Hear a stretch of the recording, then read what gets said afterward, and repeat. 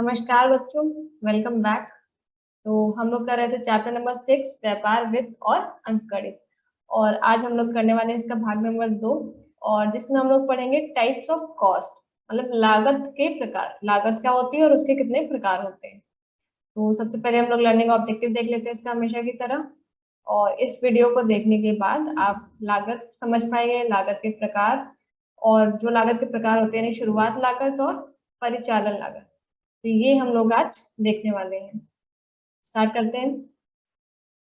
व्यवसाय शुरू करने और चलाने के लिए किए गए खर्च को दो व्यापक श्रेणियों में वर्गीकृत किया जा सकता है। ये तो देखिए, सबसे पहले लागत क्या होती है, यानी कोई भी खर्चा जो कि आप अपने बिजनेस को चलाने के लिए करेंगे वो आपकी लागत है। तो अब ये जो खर्चा हम लोग करते हैं उसको बेसिकली मतलब दो कैटेगरीज में डिवाइड किया गया है, दो ब्रॉड कैटेगरीज में, दो व्यापक श्रेणियों में इनको वर्गीकृत किया गया है। अब एक पहली जो है वो है शुरुआती खर्चा, यानी जब आप नया नया अपना बिजनेस सेटअप करते हैं, जब आप शुरुआत करते हैं अपने बिजनेस की, तब जो खर्चे आते हैं उसे कहते हैं शुरुआती खर्चा, यानी स्टार्टअप कॉस्ट भी कहते हैं उसे इंग्लिश में।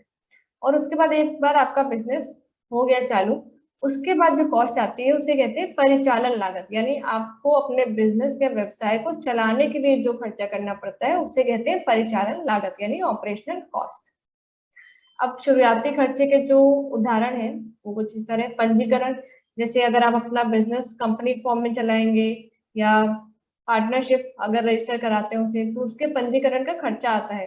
यानी जब आप कंपनी रजिस्टर कराएंगे तो उसके लिए आपको कुछ फीस पे करनी होती है, तो उसके खर्चे हो गए। जैसे भूमि और भवन, नया नया बिजनेस शुरू करेंगे तो कोई जगह जगह लेंगे या किराए पर लेंगे तो उसके लिए जो खर्चा होता है। मशीनरी, अब पहली बार आप कोई मशीनरी लगाएंगे उसका खर्चा हो गया। कच्चा माल खरीदेंगे उसका खर्चा हो गया। तो ये कुछ चीजें हैं जो कि आप नॉर्मली जब अपना नया बिजनेस स्टार्ट करते हैं तब होते हैं। फिर एक बार आपका बिजनेस थोड़ा सेटअप हो गया तो ऑपरेशनल कॉस्ट लगती है, मतलब जो कॉस्ट होती है, जो लागत होती है उसे हम लोग परिचालन लागत कहते हैं। ये सिर्फ मतलब एक समझने के लिए कैटेगरीज में डिवाइड किया गया है। अब जो ऑपरेशन कॉस्ट या परिचालन लागत होती है उसे भी हम लोग दो कैटेगरीज में डिवाइड कर सकते हैं। एक होती है निश्चित लागत और एक होती है परिवर्तनीय लागत, यानी वेरिएबल कॉस्ट। अब नाम से समझिए, फिक्स्ड कॉस्ट यानी निश्चित लागत, यानी ये निश्चित होती होगी कि ये कॉस्ट तो इतनी ही रहेगी, आप चाहे कितना भी प्रोडक्शन कर लें, कितने भी जो भी आप सर्विस या प्रोडक्ट बना रहे हैं, ये हमेशा फिक्स रहेगी। और जो परिवर्तनीय लागत यानी वेरिएबल कॉस्ट, यानी परिवर्तन इसमें होता रहेगा। इसके बारे में भी हम लोग पढ़ेंगे डिटेल में। अब ये टिप्पणी है, एक नोट है। तो वैसे तो फिक्स कॉस्ट और वेरिएबल कॉस्ट में बस मेन डिफरेंस ये होता है कि जो भी फिक्स कॉस्ट है वो फिक्स रहेगी। भले ही आप 100 प्रोडक्ट बनाए, 200 बनाए, 50 बनाए, 10 बनाए, कुछ ना बनाए, उतना आपको खर्चा देना ही पड़ेगा, वो फिक्स कॉस्ट है। जैसे आपके भवन का किराया, आप भले ही उसमें कुछ काम करें ना करें लेकिन आपको किराया तो देना पड़ेगा। लेकिन वेरिएबल कॉस्ट, तो जैसे कच्चा माल, आपने 50 प्रोडक्ट के लिए कच्चा माल खरीदा, तो कभी आपको 200 बनाने हैं तो आप 200 के लिए खरीदेंगे, कभी आपको और ज्यादा बना रहे हैं तो वो ये जो कच्चा माल के जो कॉस्ट आएगी वो चेंज होती रहेगी जैसे जैसे आपको ज्यादा प्रोडक्शन करना होगा या कम प्रोडक्शन करना होगा, तो वो होती है वेरिएबल कॉस्ट। और जैसे भवन का किराया ये तो हमेशा फिक्स रहेगा, तो ये होती है फिक्स कॉस्ट। ये मेन डिफरेंस होता है इन दोनों में। तो अब हम लोग ये टिप्पणी पढ़ लेते हैं, नोट पढ़ लेते हैं। जैसे किसी विशेष व्यय लागत को, अब वो निश्चित है या परिवर्तनशील है, तो इसमें लोग कैटेगराइज करने के लिए सबसे पहले ये जानना महत्वपूर्ण है कि किस उद्योग या व्यवसाय के प्रकार से वो संबंधित है। अब जैसे कोई खर्चा दिया गया है आपको और आपसे पूछा जाएगा कि ये, अब आप बताइए ये फिक्स कॉस्ट है या वेरिएबल कॉस्ट है। तो सबसे पहले आप ये देखेंगे कि वो जो कॉस्ट है वो किस बिजनेस से रिलेटेड है, क्योंकि हो सकता है कि एक कॉस्ट किसी बिजनेस के लिए फिक्स कॉस्ट हो और हो सकता है कि वही कॉस्ट किसी और बिजनेस के लिए वेरिएबल कॉस्ट हो। तो ये डिपेंड करता है कि वो कौन से बिजनेस से रिलेटेड है। इसके लिए भी कुछ एग्जांपल्स है। अब जैसे टेलीफोन बिल है, तो आमतौर पे एक निश्चित खर्च होता है कि हाँ इतना खर्चा आएगा, लेकिन जब वो कॉल सेंटर से संबंधित हो, अब जैसे कॉल सेंटर से संबंधित है तो वहां पे जितनी ज्यादा कॉल्स होंगी, जितनी ज्यादा कॉल्स की जाएंगी तो उतना ज्यादा बिल आएगा, तो वेरिएबल हो जाएगा, परिवर्तनशील। लेकिन आमतौर पे एक फिक्स खर्चा होता है। अब एक कार्यालय दुकान में कागज का बिल तय किया जाता है। अब जैसे कोई फर्म है, कोई कंपनी है, तो वहां पे नॉर्मली होता है कि हाँ एक महीने में इतना कागज आएगा तो उसका इतना फिक्स बिल होगा। लेकिन अब जैसे कोई छपाई व्यवसाय ही है, मतलब इसी तरह का उनका काम ही है कि उनको कागजों की जरूरत होती है कच्चे माल की तरह, तो वहां पे तो जैसा प्रोडक्शन होगा वैसे कागज की जरूरत होगी, तो कॉस्ट भी उसकी उसी हिसाब से कम ज्यादा होती रहेगी। तो वहां पर ये वेरिएबल कॉस्ट हो जाएगी, परिवर्तनशील लागत हो जाएगी।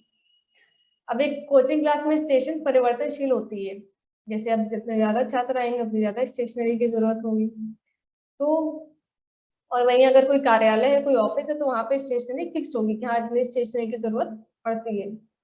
तो ये कुछ एग्जाम्पल्स थे। तो जैसे अगर आपको कुछ कल को कोई कॉस्ट बतानी है कि फिक्स कॉस्ट है या परिवर्तनशील कॉस्ट है या मतलब वेरिएबल कॉस्ट है, तो आप सबसे पहले ये देखेंगे कि वो कौन से बिजनेस से रिलेटेड है, फिर आप बताएंगे कि उसके लिए फिक्स कॉस्ट है या वेरिएबल कॉस्ट है। ठीक है, अब आप लोग समझिए।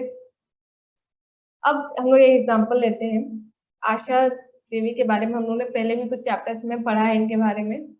इन्होंने अपनी जमा पूंजी से, मतलब इनके पास 8 लाख रुपए थे और उन्होंने इससे अपना बिजनेस शुरू किया। फिर इसके बाद उन्होंने लोन लेने की सोची और दोनों लोगों ने, हस्बैंड एंड वाइफ ने, लोन के लिए आवेदन किया। और बैंक से आशा दीदी को 10 लाख रुपए का लोन मिला और इनके हस्बैंड को 1 लाख का, यानी 8 लाख इन्होंने खुद लगाए और 11 लाख रुपए इन्होंने लोन से लिए। अब वो इस समय मैजिक चिटोरी स्नैक्स, समोसा और रिंग नाम से 3 प्रकार के उत्पाद बनाती है। और इसके लिए उन्होंने 10 लोगों को भी काम पे रखा है, जिनमें से 6 व्यक्ति हैं मतलब पैकिंग के लिए, एक व्यक्ति मशीन संभालता है और 3 व्यक्ति पिकअप का काम देखते हैं।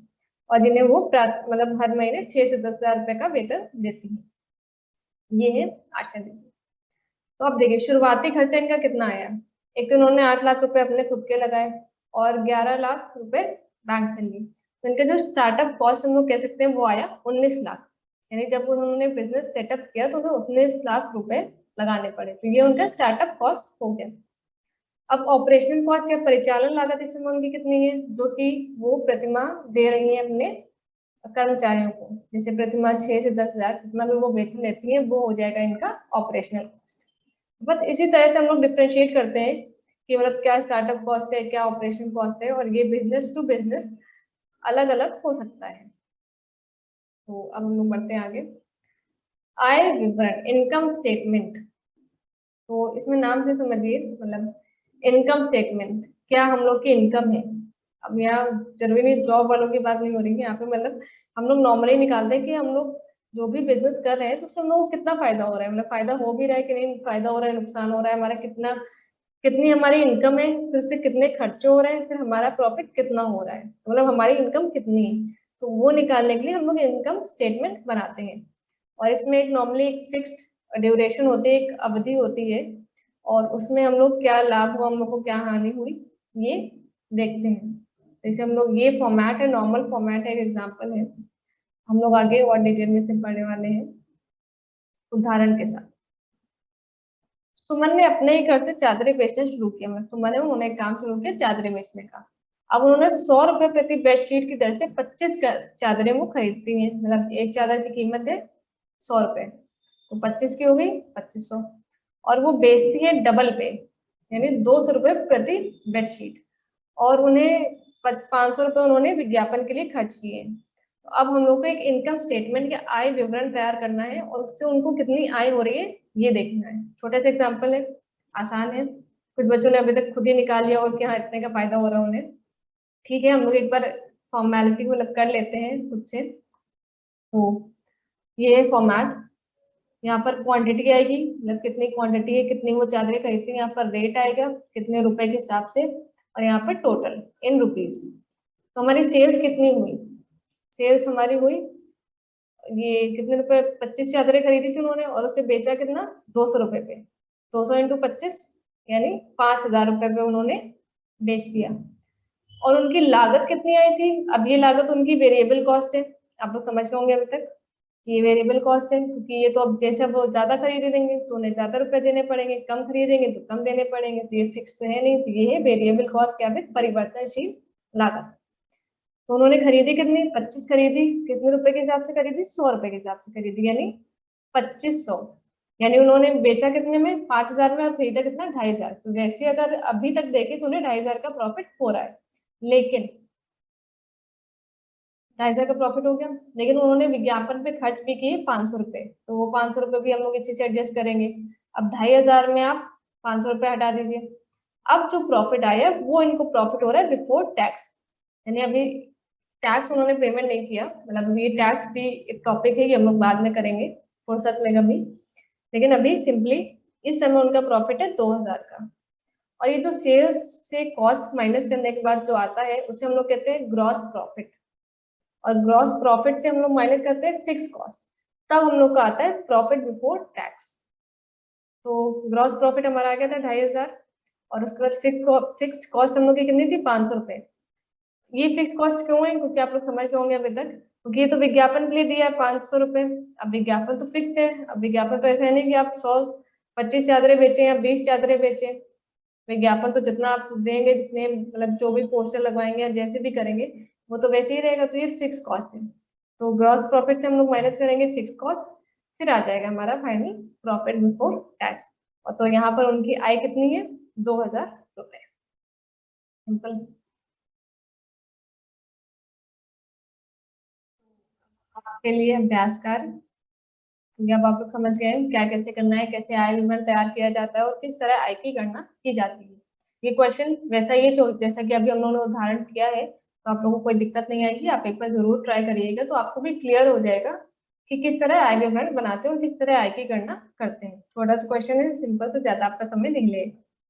तो दिव्या ने अपने घर से सॉफ्ट टॉयज का बिजनेस शुरू किया और वो एक थोक डीलर से 50 सॉफ्ट टॉय खरीदती है। 35 रुपए सॉफ्ट टॉय, मतलब एक सॉफ्ट टॉय की कीमत है 35 रुपए, और उसे बेचती है 100 रुपए पे। एक जो खरीदती है 35 रुपए का, उसे 100 रुपए में बेचती है। और उन्होंने विज्ञापन पे खर्च किए 200 रुपए। और जो सॉफ्टवेयर है उसकी पैकेजिंग भी होती है, और वो होती है 5 रुपए, मतलब पर सॉफ्टवेयर, मतलब एक सॉफ्टवेयर की पैकेजिंग की कीमत है 5। तो 50 सॉफ्टवेयर है, तो आप लोग समझ लीजिए कैसे क्या करना है। और ये जो प्रत्येक सॉफ्टवेयर की पैकेजिंग है, ये आपकी 5 रुपए है। तो ये आपको अब देखना है कि ये फिक्स कॉस्ट है या वेरिएबल कॉस्ट है। जो विज्ञापन के लिए खर्चा गया है, कि या आप समझिए कि ये फिक्स कॉस्ट है या वेरिएबल कॉस्ट है। तो इस वीडियो में अब आज के लिए इतना ही। अब ये आपका काम है, होमवर्क है, आपको ये आपको अच्छे से करना है। फिर हम लोग स्टार्ट करेंगे नेक्स्ट वीडियो में नेक्स्ट टॉपिक। तब तक के लिए धन्यवाद। अपना ध्यान रखें, पढ़ाई अच्छे से करें और ये एग्जाम्पल जरूर लगा लें।